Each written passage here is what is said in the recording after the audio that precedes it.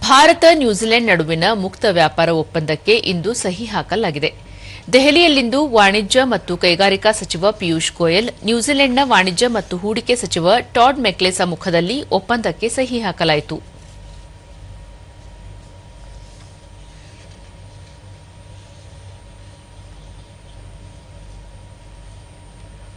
ಬಳಿಕ ಪಿಯೂಷ್ ಗೋಯಲ್ ಮಹತ್ವದ ಮುಕ್ತ ವ್ಯಾಪಾರ ಒಪ್ಪಂದವನ್ನು ಪ್ರಧಾನಿ ನರೇಂದ್ರ ಮೋದಿ ಮತ್ತು ನ್ಯೂಜಿಲೆಂಡ್ ಪ್ರಧಾನಿ ಕ್ರಿಸ್ಟೋಫರ್ ಲಕ್ಸನ್ ಅಖೈರುಗೊಳಿಸಿದ್ದರು.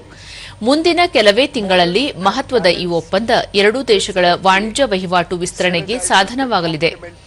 ಒಪ್ಪಂದದ ನಂತರ ಭಾರತದಿಂದ ನ್ಯೂಜಿಲೆಂಡ್ಗೆ ರಫ್ತಾಗುವ ಶೇಕಡ 100ರಷ್ಟು ಸರಕು ಮತ್ತು ಸೇವೆಗಳಿಗೆ ಶೂನ್ಯ ಸುಂಕ ಇರಲಿದೆ ಎಂದರು.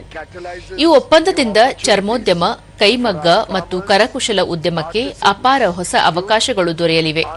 ಮುಕ್ತ ವ್ಯಾಪಾರ ಒಪ್ಪಂದವು ಭಾರತ ಮತ್ತು ನ್ಯೂಜಿಲೆಂಡ್ ನಡುವಿನ ಆರ್ಥಿಕ ಸಂಬಂಧಗಳನ್ನು ಬಲಪಡಿಸುವ ನಿಟ್ಟಿನಲ್ಲಿ ಮಹತ್ವದ ಹೆಜ್ಜೆಯಾಗಿದೆ.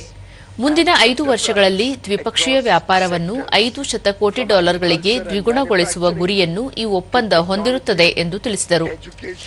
ಭಾರತೀಯ ಸರಕುಗಳಿಗೆ ಮಾರುಕಟ್ಟೆ ಪ್ರವೇಶವನ್ನು ಗಮನಾರ್ಹವಾಗಿ ಸುಧಾರಿಸುವ ಜೊತೆಗೆ ವ್ಯಾಪಾರ ಅವಕಾಶಗಳನ್ನು ಹೆಚ್ಚಿಸುತ್ತದೆ. ವರ್ಧಿತ ಮಾರುಕಟ್ಟೆ ಪ್ರವೇಶ ಮತ್ತು ನ್ಯೂಜಿಲೆಂಡ್ನೊಂದಿಗೆ ಬಲವಾದ ವ್ಯಾಪಾರ ಸಂಬಂಧಗಳು ಕೈಗಾರಿಕಾ ವಲಯದ ಬೆಳವಣಿಗೆಗೆ ಬೆಂಬಲ ನೀಡುತ್ತವೆ ಎಂದು ಹೇಳಿದ್ದಾರೆ. India is a nation with one of the largest populations of youth. The skills, strengths and talents of its youth are lauded worldwide.